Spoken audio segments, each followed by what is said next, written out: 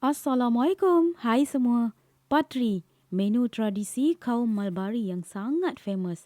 Kebiasaannya dijadikan juada pada hari raya, bulan puasa dan juga di majlis kenduri kendara. Masyarakat Melayu kita pun dah pandai makan patri sekarang kan?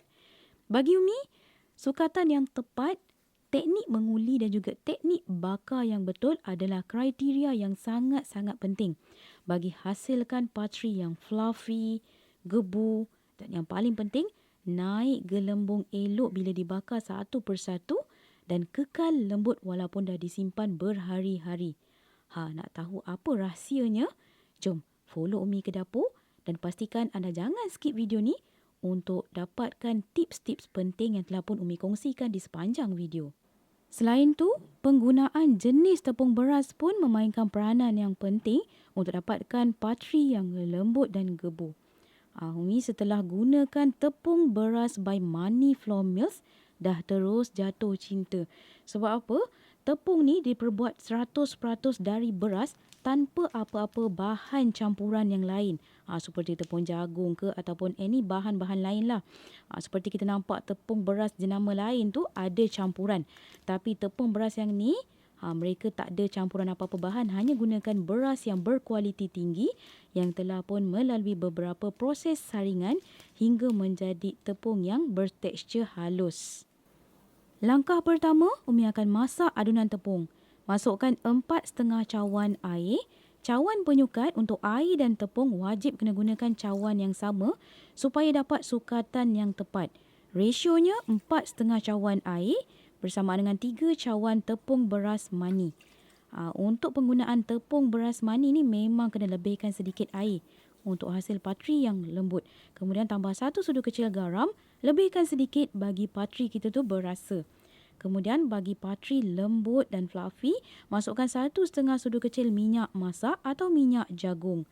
Dan yang paling penting, langkah yang ni. Kena pastikan air tu betul-betul mendidih. Boleh nampak buih-buih kasar gitu.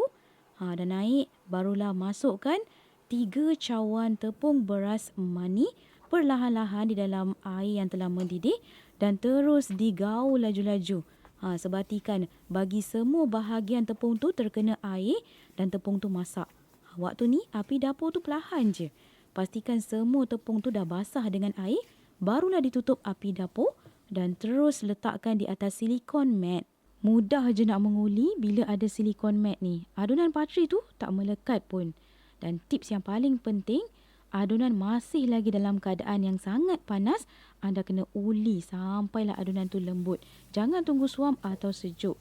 Tips dari Umi untuk elak adunan tepung melekat di tangan, bila nak menguli ni pakai sarung tangan plastik. Memang tepung dough tu tak akan melekat langsung di jari dan mudah je nak menguli. Tips seterusnya, semakin lama diuli, semakin lembutlah hasil patri. Inilah hipotesis Umi dari hasil pemerhatian Umi. Bila kita lama menguli macam ni, mudah kita nak buat bol nanti, mudah dicanai dan tepi-tepi dough tu tak pecah bila dileperkan. Tips penting seterusnya, uli sampailah adunan lembut tak melekat di tangan, dah nampak licin berkilat dan bila dilenturkan macam Umi buat tu berbentuk U, adunan tak patah. Maknanya adunan ni dah cukup ulian. Kemudian adunan dibahagikan kepada 2 bahagian sebab Umi buat banyak ni. Jadi satu bahagian tu Umi tutup dalam bekas yang kedap supaya tidak masuk angin. Pastikan bekas tu betul-betul kedap udara. Jangan dibiarkan terdedah, nanti adunan patri tu akan keras. Okey, satu lagi ni Umi akan buat bol. Kita tengok hasil adunan Umi setelah diuli lebih kurang 40 minit ada ni. Tengok tu lembut sangat kan? Bila dah cukup masa ulian, adunan dough kita nampak lembut, cantik, mudah nak dibentuk. Kemudian Umi uli memanjang gitu sebab nak bahagikan dough ni kepada bahagian yang lebih kecil. Uli memanjang, kemudian potong kepada saiz yang sama besar. Sebab kita nak buat bol yang lebih kecil. Untuk 3 cawan tepung beras mani ni, dapatlah lebih kurang 20 hingga ke 25 keping patri. Okey, cara buat bol, anda gelek-gelekkan je tangan sampailah nampak bentuk gasing gitu. Nampak bulat cantik gitu, kemudian tekan sedikit bagi leper. Nampak tak bahagian tepinya tu? Tidak merekah atau pecah, maknanya cukup masa ulian. Masukkan dalam tepung. Kita bagi dia berbedak gitu, macam kuih tepung gomak gitu. Kemudian jom kita nak mencanai pula. Sedikit tips untuk mencanai, pastikan anda letak lebihan tepung kering tu lebih-lebih sikit di silikon mat dan juga dough yang hendak dicanai. Supaya mudah kita nak canai dough ni membentuk bulat yang nipis. Tips untuk mencanai pula, jangan dicanai terlalu nipis atau tebal. Bila terlalu nipis, mudah bocor bila nak dibakar. Bila terlalu tebal, susah nak naik bila nak dibakar tu, dia susah nak menggelembung. Memang best, sangat senang handle tepung beras mani ni. Hasil patri pun lembut, gebu, rasa pun sedap. Kotlah ada yang nak mencuba tepung beras by Mani Flour Mills, anda boleh dapatkan di Taman Mutiara Ulu Tiram, Johor. Alamat penuh kedai yang jual beras Mani Flour ni Umi dah letakkan di dalam video dan juga di bahagian description. Tepung beras mani ni memang special. Tak ada jual di TikTok Shop ataupun Shopee sebab ia bukan untuk dikomersialkan. Mereka keluarkan produk ni hanya untuk orang di kawasan Ulu Tiram dan yang berdekatan. Untuk anda yang berada di Johor, boleh dapatkan tepung beras Mani Flour Mills ni. Untuk anda yang nak dapatkan, boleh beli di Mani Cash and Carry Gunung Emas Tiram dan juga di kedai mereka yang terletak di Taman Mutiara Ulu Tiram, Johor tu. Jadi untuk warga Ulu Tiram dan yang berdekatan, apa tunggu lagi? Jom grab untuk raya ni.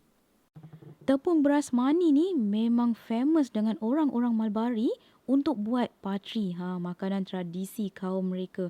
Selain tu, boleh juga buat putu bambu, putu piring, apam lengang yang makan dengan santan tu. Boleh juga buat tosai, idli atau putu mayam, makanan tradisi kaum India.